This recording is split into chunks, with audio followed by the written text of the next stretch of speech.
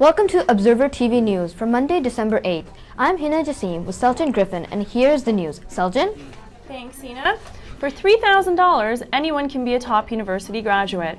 York University grad Peng Sun operates a bogus diploma and transcript making business. The 26-year-old Sun claims he began the production of bogus diplomas while he was a student. It takes Sun only 3 days to forge a diploma that would normally take years to earn. Sun claims he's produced hundreds of college and university diplomas in the last 4 years, most of them University of Toronto and York University degrees. Leaders in the education industry warn the common manufacture of fake degrees costs the academic system.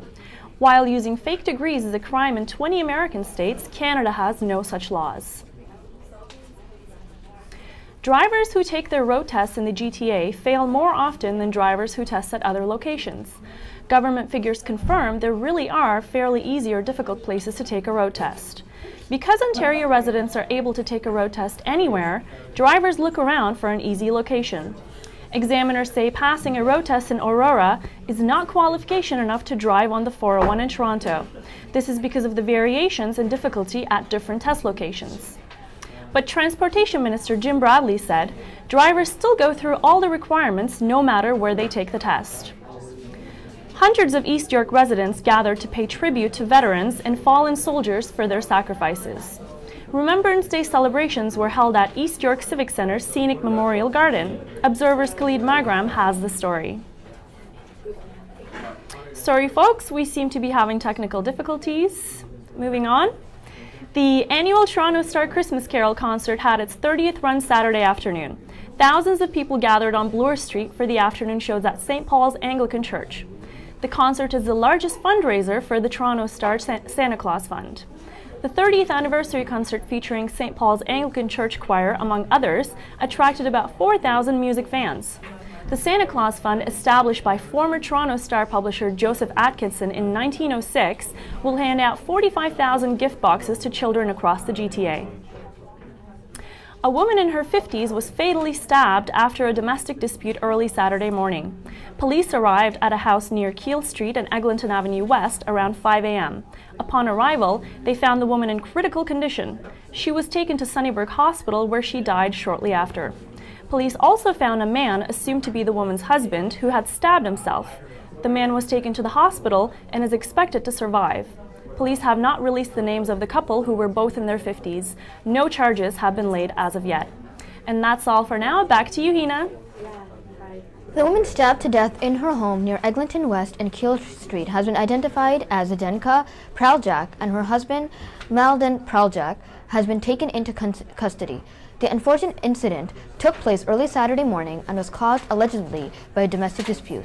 According to the Star, the husband suffered from self-inflicting wounds and the wife died from wounds caused by the dispute. Neighbors described the couple as very quiet and seemingly nice. Police are still looking for more information and investigating. There has finally been a guilty verdict with the Jane Kriba trial, and it's the first man to be convicted in the case, according to the Star.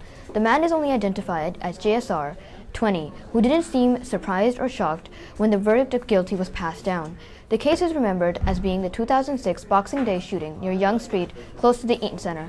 Kriba, 15, was gunned down and was a student at Riverdale Collegiate, according to the Star. JSL will return this Thursday to find out his sentencing, along with whether he will be tried as a youth or adult. Finding the balance between work and life can take a stressful toll on young professionals. Dealing with fast-paced careers in a big city can leave little time for family, Bree Welt reports.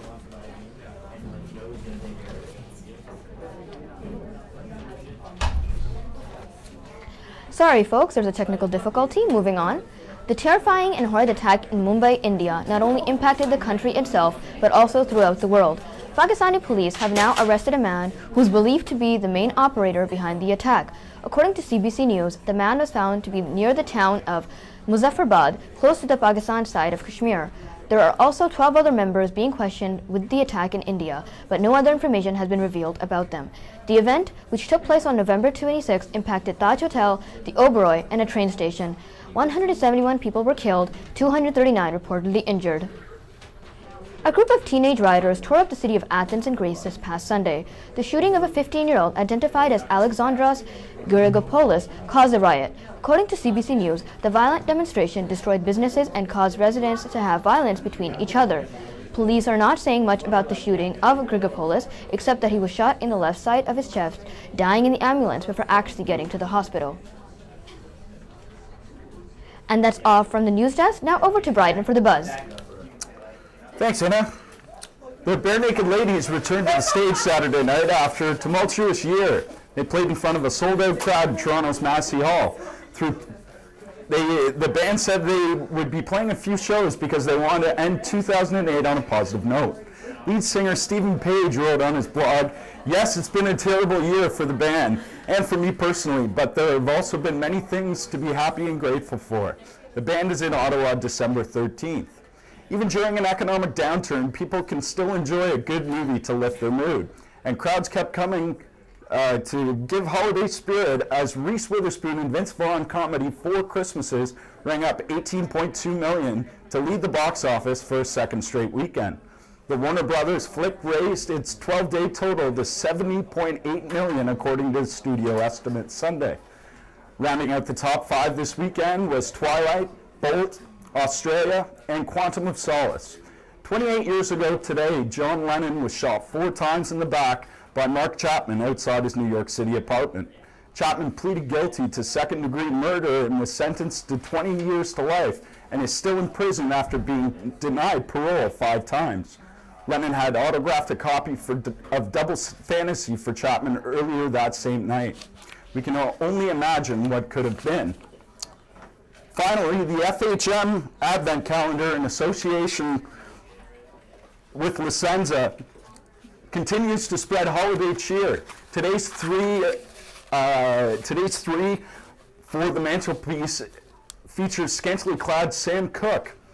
Check it out at FHN.com. And remember, it's not considered pornography if they are wearing clothes in at least one picture. And that's the buzz. Stay with us. Of the crisis. New York Giants receiver Plaxico Burress accidentally shot himself in the thigh at a Manhattan nightclub last weekend. The Super Bowl star was carrying a gun with him and it went off as it fell out of his pocket. He was admitted to the hospital Friday night and was released early Saturday. New York City police are investigating the event but have yet to question Burress about the incident. He is expected to be arrested on felony weapon charges. No one else was injured. A famous theater group based out of the University of Toronto is bringing a famous musical to life the next year. Observer TV's Catherine Wellman sets the stage. Technical difficulties again. Sorry about that. Winona Ryder is under investigation for losing $125,000 worth of diamond jewelry. The bracelet and ring was loaned to her for a Marie Claire event in Spain earlier this month. Ryder says she gave the jewels to hotel staff for safekeeping, but hotel management claims to have no video surveillance of the exchange. The actress, who was convicted of shoplifting in 2001, recently collapsed on a flight to London where it is believed she overdosed on Xanax. And that's all for entertainment. Here's Simone with her thoughts on Afrocentric schools. Thanks, Nikki. Hello, everyone. I recently attended a community meeting put together by the Toronto District School Board.